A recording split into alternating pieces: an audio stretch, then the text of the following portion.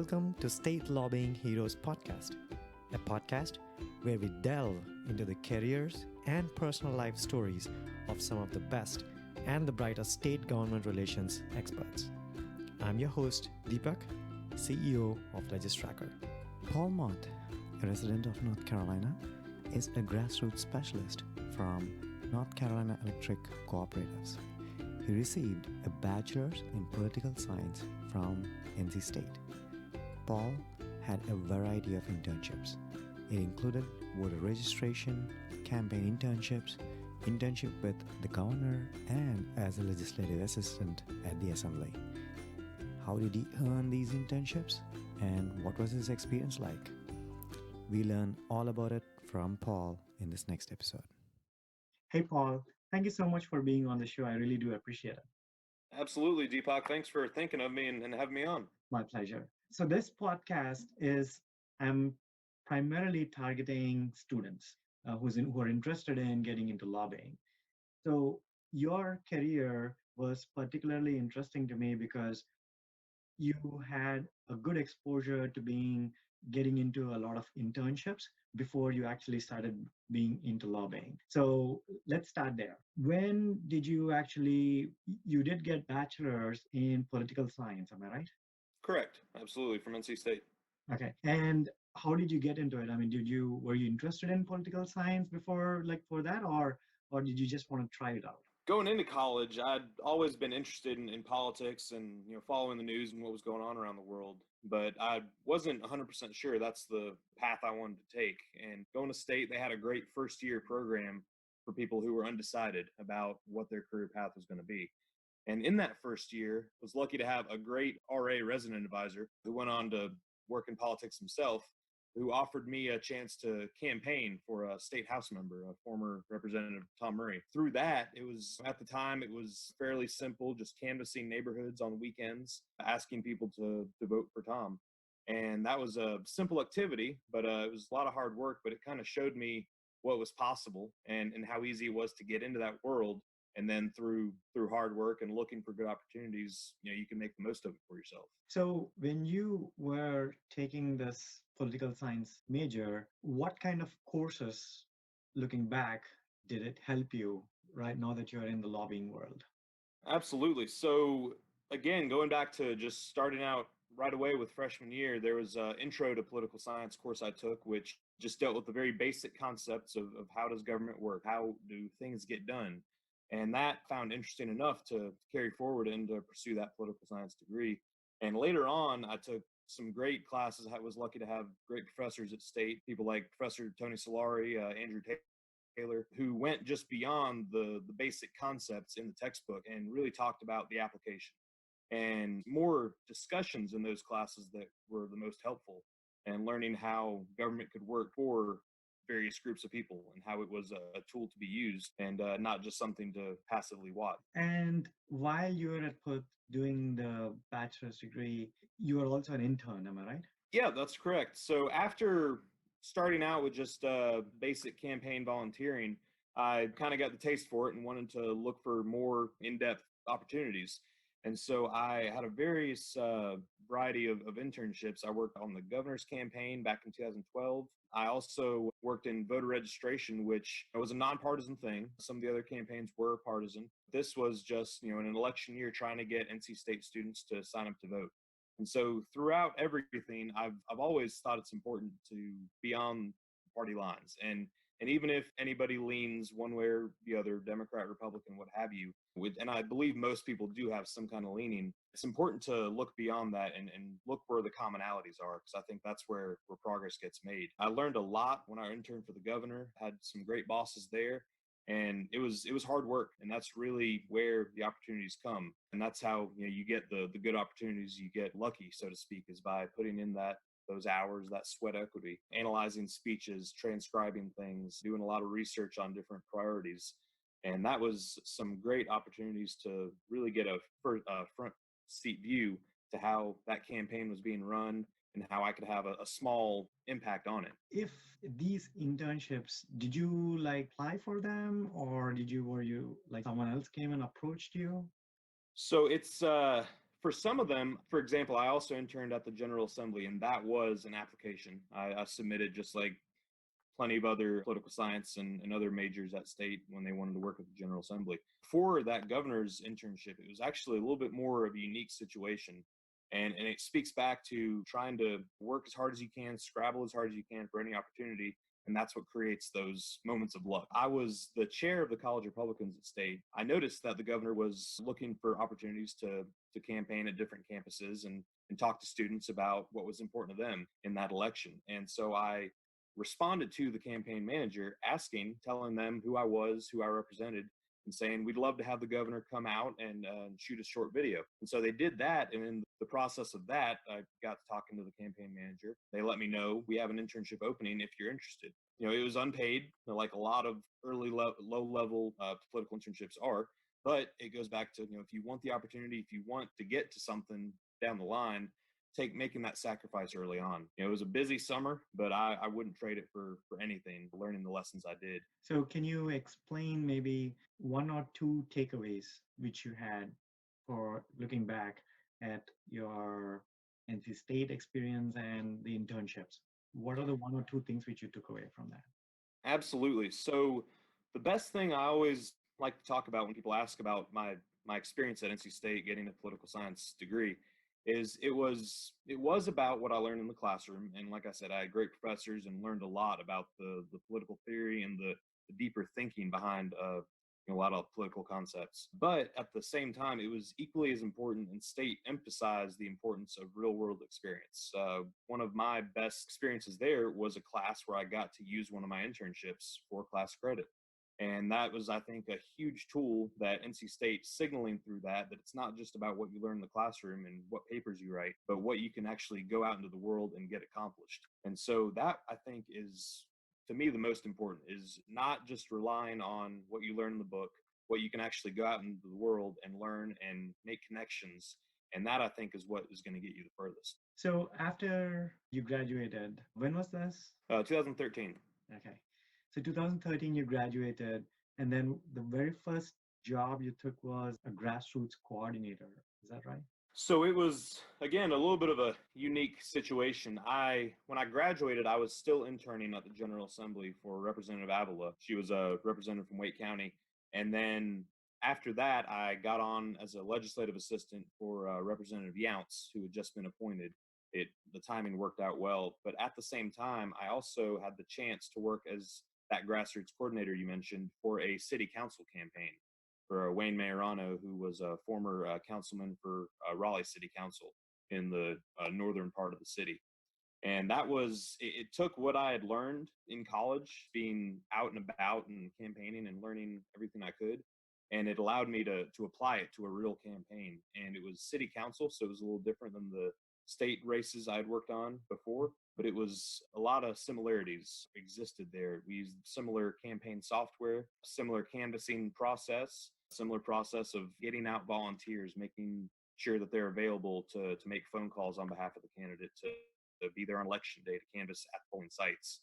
And so that was another incredible opportunity that I was afforded because of all that previous work in college and because of those connections I'd made. So that was really the first chance I got out to get out into the world and do something partly on my own that I could be proud of. So explain it to me, like, since I'm a layman here, can you tell me, like, once you applied for the General Assembly internship, right? I mean, is it like a vetting process which happens, like once the applications come in, how do they screen candidates? Absolutely. So it's that early part of the process is similar to most jobs. They look at your resume, you put references in there, and most of those references are contacted. But I think this applies to a lot of other jobs too. I think it goes deeper than just submitting that resume and hoping for the best. I remember once I submitted it, I went to the legislature and looked to see who needed an intern for that period, and then went around to different offices and introduced myself and just made myself available. Because the one thing I realized, just talking to friends at state at the time who were also applying, is how many people were putting their name in the pot. And I wanted to make sure that I wasn't left by the wayside when everybody was selected. So I made those connections, talked to people, and made sure that when each legislator was choosing their intern, I was one of the names they considered. That's a key insight you're giving. So after applying as well, what you would suggest is that you still actively go out to the assembly and then talk to as many people as you can, so that way they can have a name associated with the application. Is that what, so that they remember Absolutely. your face? Absolutely. And it goes to that saying, the squeaky wheel gets the grease. One of my things is, especially early on, I always wondered, well, do I really want to bother them again? I already submitted my application or I've already called them. Do I really need to bother them again? I think the philosophy you have to have is absolutely, I'm going after what I want, this job. I'm qualified for it, whoever you may be, whatever job you're applying for. And you're showing your worth by tenaciously going after it. And I don't think there's anything to regret or second guess yourself for. Just make sure that you're the first name they think of when they're looking at that job. Now, can you explain maybe what is it that you guys typically do, as when you said you were the grassroots coordinator at the Corner Store Solutions, right? So when you say canvassing and everything, can you maybe explain it to me like a layman? What is it that you guys do? Absolutely. So backing up 10,000 foot view, we have the candidate who's running for election, and you have this district of voters who will hopefully vote him in to office. And so you want to drill down a little bit deeper than that. It's not just hopefully you talk to enough people and 50% plus one of them vote for you.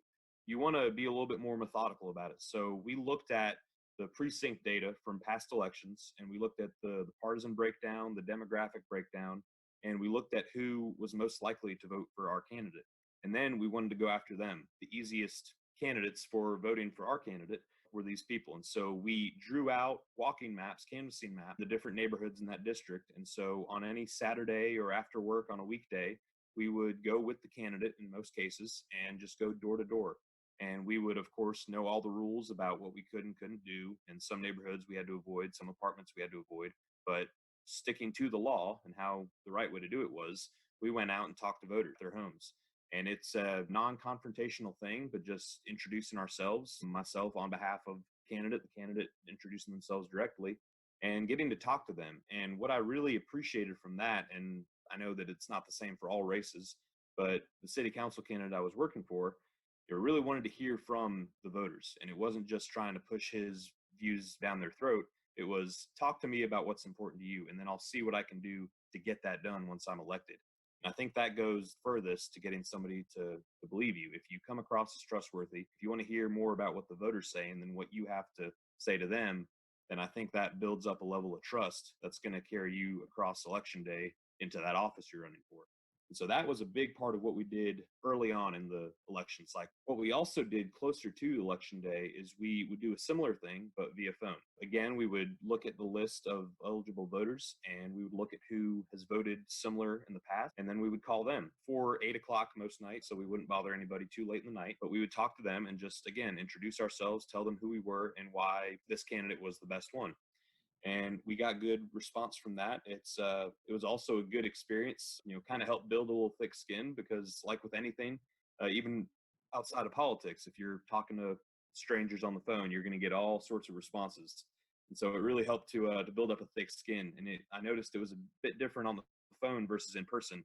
In person, most people were more likely to be friendly, and even if they weren't buying what you were selling, they would at least hear you out. But on the phone, I think that level of anonymity gives them a little bit more of a shield to put different things out there that maybe not the nicest. But again, it was a good experience. And then on election day, I organized volunteers to go to the polls in the precincts that were most likely to go towards our candidate, the ones that were kind of on the fence but leaning our way, to give that extra push at the 11th hour to make sure we were able to get across the finish line.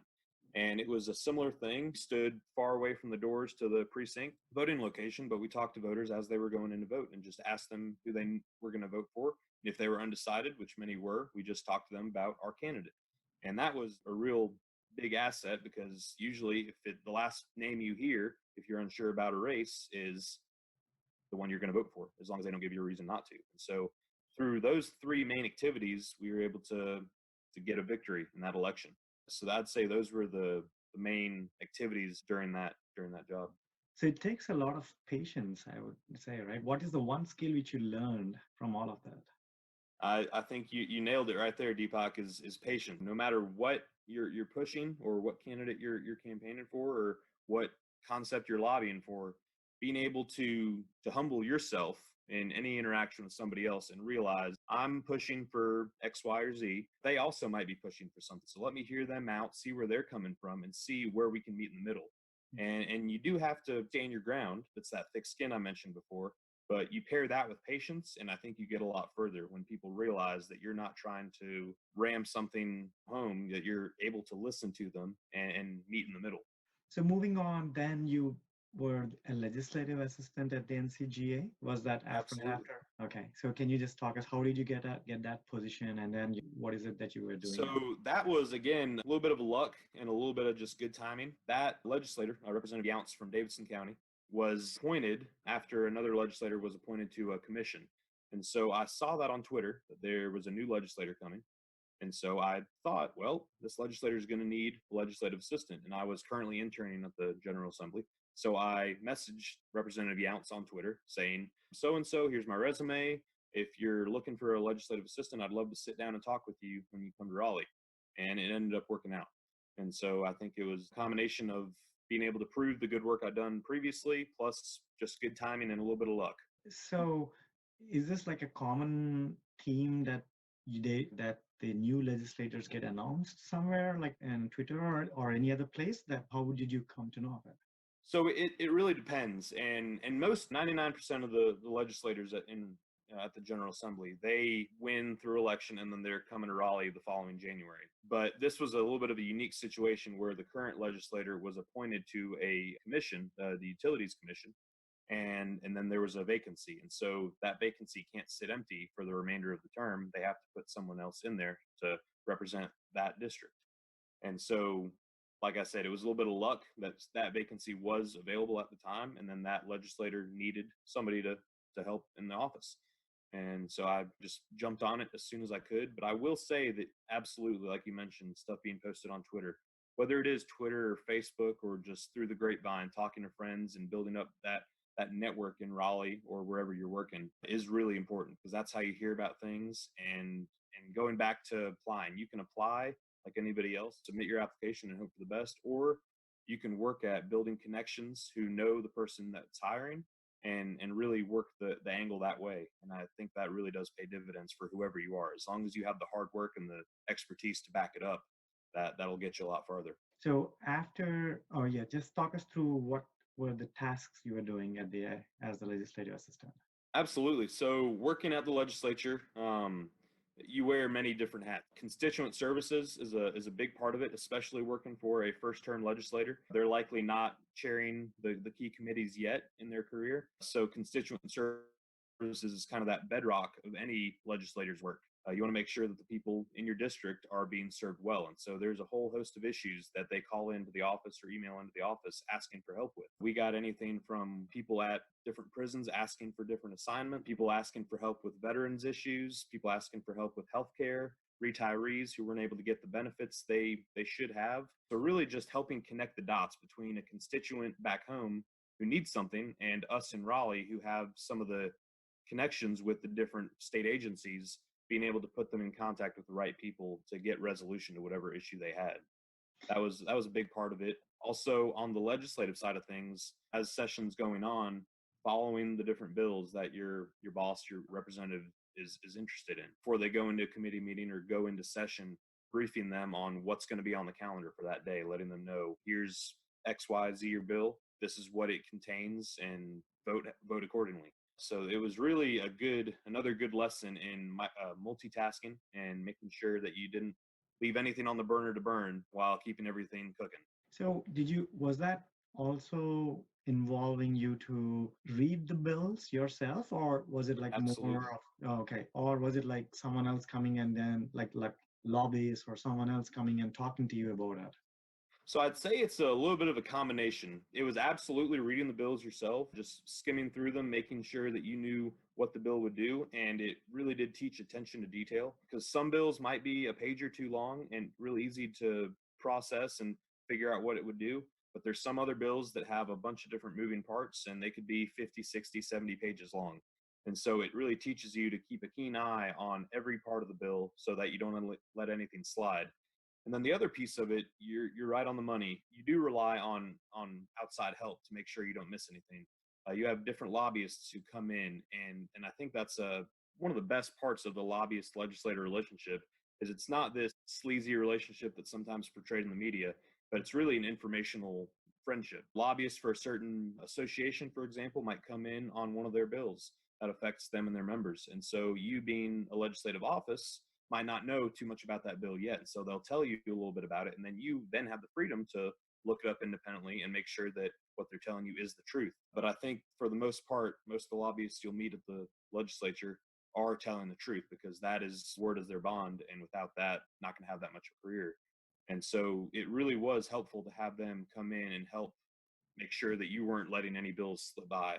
And we were also very reliant on the divisions at the legislature, bill drafting, the program evaluation department, for sending summaries of the bills. So once it was filed, they would type up kind of the high level analysis of the bill, and that would help too, just on the fly when you're analyzing a bunch of different bills and sessions coming up, being able to pull those summaries and tell your boss what's going on in a short amount of time. Before moving on to the next phase of your career, what is that one takeaway you got from your experience as a legislative assistant, which you felt this is something which was very valuable or is currently valuable to you in your current position? Absolutely. I would say fairness was one of the big things I learned. I mentioned wearing many hats and having many different things happening every day.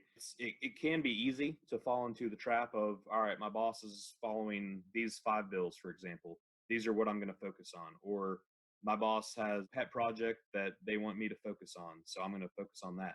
But it really has to be bigger than that. And most successful legislative assistants, research assistants, anybody who works at the General Assembly is good at this, at keeping a wide eye to anybody who's asking their office for help. Because at the same time that you're tracking bills for your boss, there could be somebody back home. For example, I had an elderly lady call the office back when I was working there, asking for a different assignment for their son who was in prison a little further away in another part of the state. And so being able to take the time and connect her with somebody from that state department and make sure that she got the help she needed, and as long as it was going through the proper channels, is really something that was very rewarding. And it wasn't something that was really top of the list at the beginning of the day, but it comes up and you had to react to it and make sure that you were giving everybody called into the office their fair share of time and attention. Then you were a political consultant at Cornerstone Solutions. Can you talk us through how did you get that and what was that job about? Absolutely. So that was actually, even though it was through Cornerstone, it was a contract job with the state association for the NC Realtors. And that was an extremely rewarding opportunity. I was made aware of it because Cornerstone was also who was working on that city council campaign that I worked on right out of college. And so they let me know about this new opportunity, and I took it. It seemed like a great next step.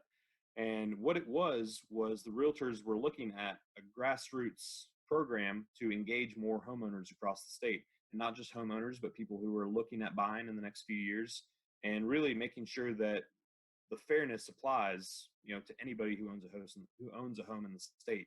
And it was a new program at the time, and so myself and a few others made up a team of people who came from Republican backgrounds, people who came from Democrat backgrounds. We all worked together for this common goal of advancing homeownership priorities at the legislature. And it was, again, extremely rewarding to build something from the ground up. Previous to this, it was working at the General Assembly, working for an already established campaign.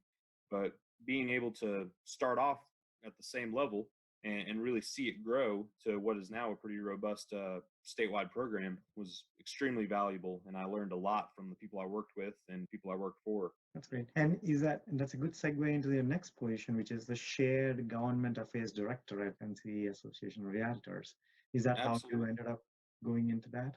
Absolutely. So after about a year and a half of working in this contract position for the Homeowners Alliance, they brought me on in-house with the NC Realtors. And shortly after that, I added another hat to the repertoire as a shared government affairs director for the Realtors Association down in Moore County. And that was another new opportunity. It was more on the local government level.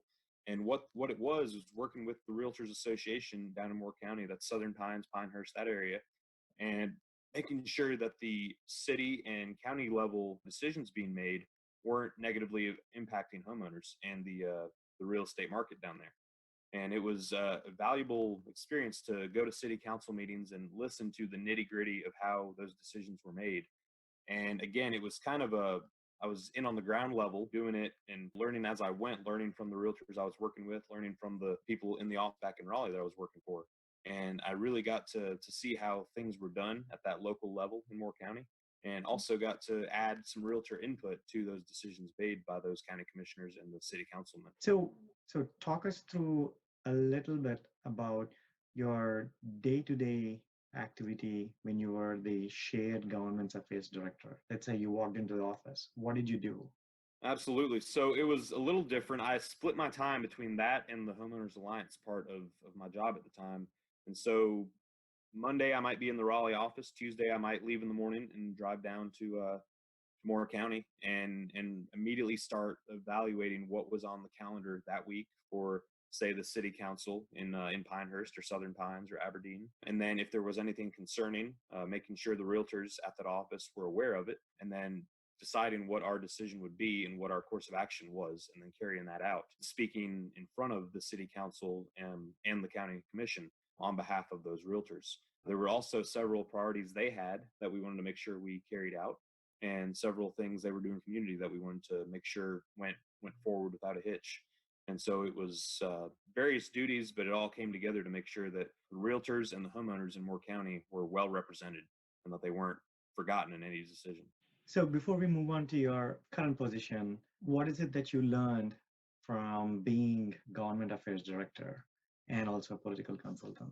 Absolutely. I'd say this was the first big opportunity I had to see how the whole of government worked from the state level. We also had federal issues at the realtors that would come up, and we'd make visits to DC to lobby and advocate on behalf of those issues, and all the way down to the local level. And so it gave me an appreciation of the breadth of what we can do for whoever we represent in whatever job we have. And it really helped me become a better multitasker. I mentioned before having other duties and other jobs, but this was really, it put that to the test, and it made me grow as a employee there. And I think it put me in good position for where I am now, being able to work at the legislature, to work with the people we serve at the co-op. So yeah, tell us, like, how did you end up the position at NC Electric Cooperatives? Absolutely. So I found out about the opportunity through a colleague, and I interviewed for it and applied for it and followed up and was lucky to. Sorry, what was the position you applied for? So I applied for the grassroots specialist at the NC Electric Cooperatives, our statewide office here in Raleigh. And it was similar to what I was doing with the realtors, but a little different, obviously different subject, a different policy concentration, but very much grassroots centered. And then after working at the co-ops for about a year and a half, 2 years, they brought me on as a junior lobbyist as well to Jay Rouse, our main lobbyist down at the legislature. And that was another great opportunity to learn from him. And he's been lobbying for years and years for different groups and for the co-ops for quite a while as well. And to learn what really works when you're working with the legislator on an issue, and learn what gets a bill across the finish line, or how to, on the other side, stop a bill when it's not beneficial to you and the people you serve. And in our case, the best thing about my job is the people we serve is our co-op members from across the state, 2.5 million people who are just you and me. Obviously, they draw power from the co-op, and we try to serve them as best as possible. Because we're a cooperative instead of a for-profit company, it really brings that concentration on the member home. And it really is one of our core values to make sure that we are bringing as much value back to that member at the end of the power line as we can every year. So yeah, walk me through what does exactly NC Electric Cooperatives do? Absolutely. So use a comparison, talking to anybody who, when I came on with the electric co-op, I had to do a little bit of research about who they were and what they did. I was incredibly impressed with it. They were founded back during the Great Depression, when you had farmers mainly across the country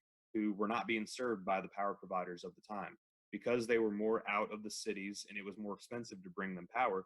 So the farmers eventually banded together and said, well, we're going to take it upon ourselves to bring power out to our homes and our communities. And so from that, the electric cooperative was born. So North Carolina has 26 electric cooperatives across the state, serving mainly rural and suburban members. And like I mentioned before, it's 2.5 million North Carolinians. And so and actually, I apologize. That's the population in North Carolina. We serve about a little less than that, but still a significant amount of the state. And so what we do is we make sure that that our cooperatives can continue to provide affordable, reliable, and safe energy to all of our members. And that's our core goal. And so obviously every year there's different bills that speak to those goals, and there's different priorities we want to get across the finish line with the legislature. So these members, are they all, do they have like boards? I mean, I'm guessing like there must be Absolutely. some higher level organization which controls all of these members, right? Absolutely. That's a great question. So each of the 26 cooperatives have a board of directors, and those board members are elected by the co-op members. So anybody who gets a power bill from the co-ops has a vote for who they want to see seated on that board.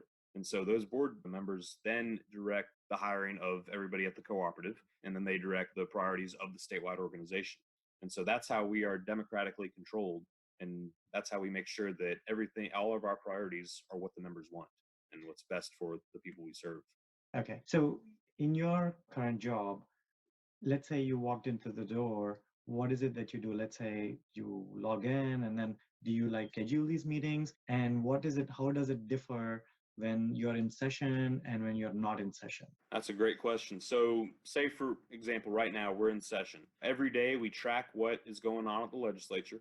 And there's certain bills that we track more closely because they have more of an impact on us and our members. And if it's something that we would like to see changed in the bill, then we go to those legislators who are the bill sponsors or the committee chairs that the bill is going through, and we talk to them about it, and we educate them about what needs to be changed so that it can better serve the members that it'll affect. And in most cases, it really is an education thing. Nothing is malicious. And so we try to educate them on why the change we're pushing for is going to be better than what's currently in the bill. And so that's part of it. And the other part is making sure our members, our co-ops and their members are educated on what is going on at the legislature. And so we do weekly updates. We also do updates whenever a particularly important bill passes or has action taken on it at the legislature. So we want to make sure that we're not working just in a vacuum here in Raleigh, that our actions are approved and made aware by all the co-op members. And it's really not just state level either. We follow congressional politics as well, and making sure that our priorities there move forward. We have a national association that helps us out with that, and we take our marching orders, so to speak, from our members. And so with that, we also use them. We also ask for their input on certain important issues. For example, right now in Congress, there's several COVID-19 related priorities we're pushing for. And so we've asked co-op members and co-op employees to ask their member of Congress to include these priorities in any future COVID-19 relief bill. And it's just an example of us using the grassroots to advance a priority that's really going to come back and help them. And that's one of, I think, the most powerful things we have, because we have members who, by and large, are extremely happy with the service they get from the cooperatives, are happy to also send a message out on behalf of one of our priorities, because they know it's not just a corporate priority or some priority for somebody else. It's really something that's going to come back to impact them. And also, when you're not in session, what is it that you guys do? When we're not in session, we like to make sure we have a head start on the upcoming year. We take stock of what happened the previous session, and then we look at what we need to get done the next year. And so we formulate our priority platform, and then we go through all the levels of approval internally and making sure that that's what everybody wants. And then we work on messaging, and we also work on meeting with legislators in the interim between sessions. Before any bill gets filed or anything gets rolling too far, we want to meet with certain legislators and just talk to them. Many times they might have a priority they're looking to pass a bill on the next session, and we want to see their insight on that. And many times it's, like I said before, us letting them know what our priorities are in advance, so they can talk to us about, this is possible, this might be a little bit harder, or this probably isn't going to work this year. And so that frankness in between sessions, when they're not as taxed by all the different duties of being a legislator in session, leads to a more open conversation and leads to a better outcome for everybody. So if someone's listening to this and then they are like fascinated about what you guys are doing here at the NC Electric Cooperatives, what kind of advice would you give them in terms of, let's say, if they want to be a part of whatever you guys are doing? I mean, what is it that they should do, so that way you guys are like, okay, this person is contributing to whatever you guys are doing. like a student or someone, right? So what is it that they should do? Absolutely. Yeah. And so that's come up practically for us several times over the last few years when we've hired interns. And one of the best pieces of advice I'd say is research your prospective employer before going in for any kind of interview, phone interview, whatever the case may be, because that's the best, most impressive thing. Because we've had some applicants who have come in and have had stellar resumes, but they're a little shaky about who we are and what we do. And so we've had other applicants who come in and they've also had impressive resumes, but right off the bat, they've been able to talk to us about our business model, people we serve, what we do, and our priorities. And that is impressive to us because wearing so many different hats and working on so many different things, it's nice to have somebody come in and be an asset right off the bat without having to teach them from the ground up. We love bringing everybody up to speed as much as possible, but it's nice when they already have a little bit of an understanding about the subject at hand. And so you do have an internship program, and how is it, let's say if someone is interested to apply, how could they do it? So right now, we're still evaluating that going forward. We've had interns in the past up until this past spring. The COVID-19 situation, it's thrown a wrinkle into our normal processes. We're looking at how we can safely do that in the future, but I think that's definitely going to be an opportunity in the years to come for anybody who's interested in interning co-ops. I would say just keep an eye on, if you're at school, keep an eye on the school job listings. Excuse me, I know many companies, including us, make sure any job listings or internship opportunities are put on those job boards. Also, just keep an eye on LinkedIn. Follow a wide variety of companies and people and see what's posted on there, because that's also a way we get the word out. We're always looking for motivated, driven people from a wide variety of walks of life. We like to have that variety on our team. We found that wide variety of thought leads to better outcomes, that when everybody comes from the same background and has the same thinking, you don't think of everything all the time. So it's nice to have that diversity of thought there. So one final question I had for you before I leave the platform open for your comments. How would you define, because it looks like your entire background has been more on the grassroots level than on the lobbying side of it. Would you agree? Absolutely. Okay. So how would you define successful grassroots specialist? I would say know your subject matter, know the people you're working for, and then work your butt off to further the priorities of the association or the group you're working for, and never put yourself above anyone. That's the lesson I've learned, that especially in grassroots, you have to take everybody's input into consideration. And that's really how you get the best outcomes, because working in a vacuum, whether it's from living just in one place or only working with one type of person, it really limit the ability you have to advance your priorities. And so I would say keep an open mind and work with everybody. I would also carry that forward into lobbying. One of the best lessons I've learned from working with Jay, and before him, Katie Thomas, the realtors, and is make sure that the legislators you're talking to know who you are representing. It's important to be good at what you do as a lobbyist, but it's also important that they know that you're representing many people back home who are following the legislators' actions and care about what gets done at the legislature. That was really insightful and really good pieces of advice, Paul. Can you just, I'm going to leave this open to you right now. You can either speak a few words about yourself or your organization. It's all on you. Absolutely. So I would say, like I said, it's been very rewarding having the opportunities I've had to legislate the realtors at the electric co-ops presently.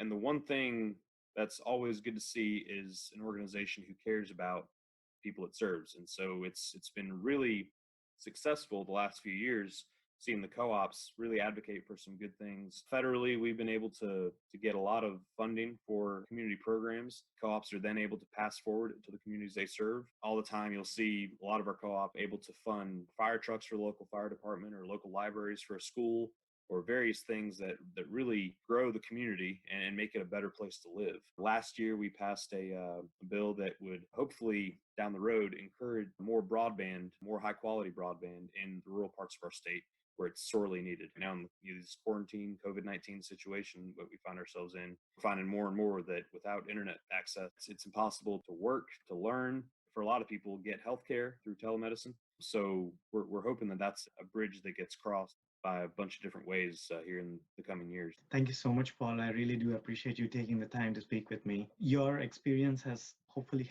is going to help out a lot of students who want to get into internships and grassroots. And if they ever have to reach you, I'm going to put your Twitter or email address, whatever the best way to reach you, and I hope that's fine. Absolutely. Happy to Okay. do it. Okay, great. Thank you so much, Paul. Thank you, Deepak.